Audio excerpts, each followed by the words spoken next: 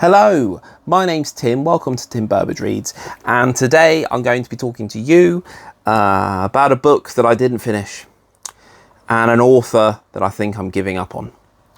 I've got one of my reading challenges this year that I set myself is to read more books from the library. And so for this kind of section of the year, I hadn't picked up a book from the library yet, and I was dropping my kids' books off after they'd finished reading them. My kids go to the library all the time. And I saw this there was like a little classic section by the front door. And I was like, ooh, let's grab that. And it's Kidnapped by Robert Louis Stevenson.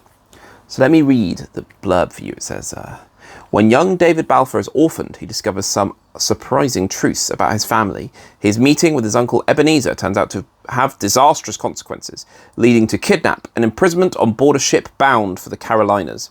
The voyage is full of incident, and after violent conflict and a shipwreck, David finds himself in a daredevil chase across the Scottish Highlands in the company of the irrepressible warrior, Alan Breck Stewart.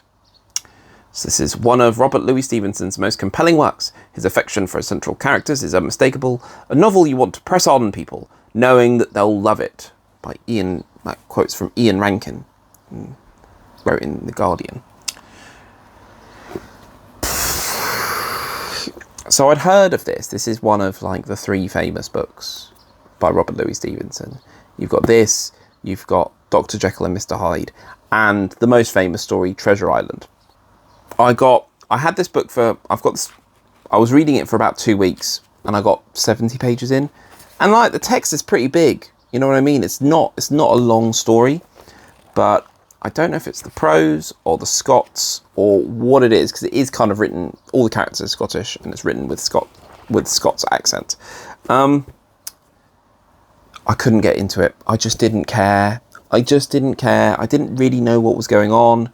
He had got kidnapped. It took about 60, 70 pages for him to actually get kidnapped. But, you know, the previous level of threat was that his uncle wanted him dead, and you could tell because he made him climb up some stairs in the dark, and there were holes in the stairs, and it was unsafe. Just to get a candle. I don't know. It really didn't grab me.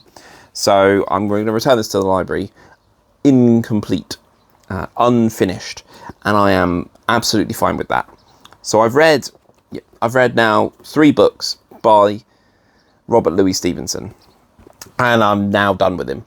So the first book I read by him was Treasure Island. Treasure Island is one of my favourite stories. It's the best Muppet movie. Don't at me. And I love the story of pirates and adventure and things like that. I read the book, and the book was my least favourite version of the story. But I knew it's very old, classic prose, but there was a lot of talk of ropes and rigging and bits of a ship that I was not interested in. I read this a fair while ago, and I still enjoyed the story. I think I gave it 3 stars on Goodreads, where I really enjoyed the story. It's just the prose and the method of storytelling that I did not enjoy.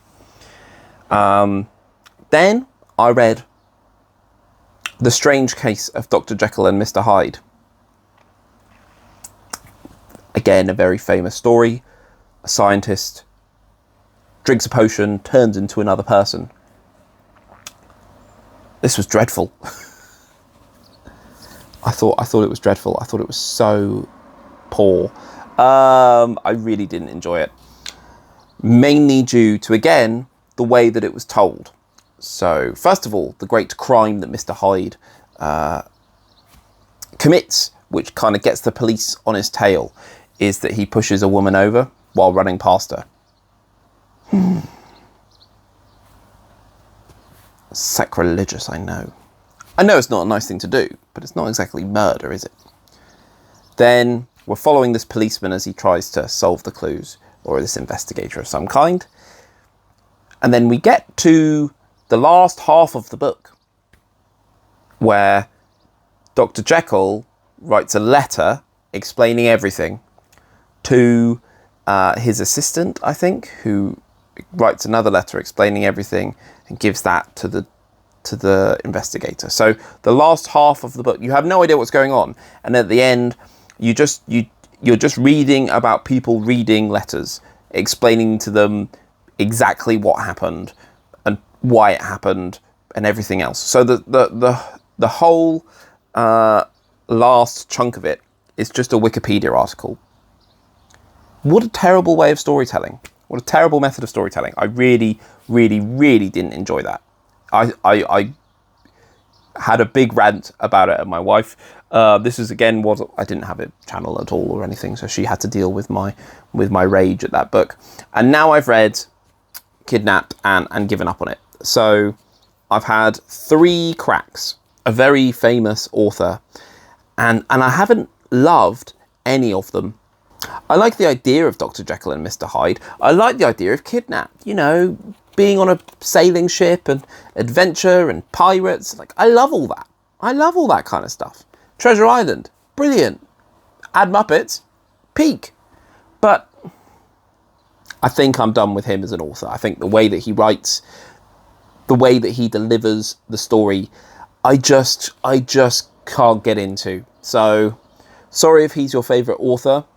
If he is your favourite author, and you've somehow come across this video, then I would like to know why he's one of your favourite authors, or what books that he's written that aren't these 3 that I've attempted, that you would recommend to people, because these are his big 3, I think, and I didn't like any of them. So this is the second book I got for myself from the library. The other one being The Long War by Terry Pratchett and Stephen Baxter, and I didn't like that one either. So I want to get one more book from the library in like the last section of the year, and I really hope it's a good one. Anyway, let me know if you've read this and what your thoughts are. Let me know if you've had any. What's the most famous author you've given up reading? And I'll see you in the next one. Now, you and Robert Louis Stevenson, get out of my house!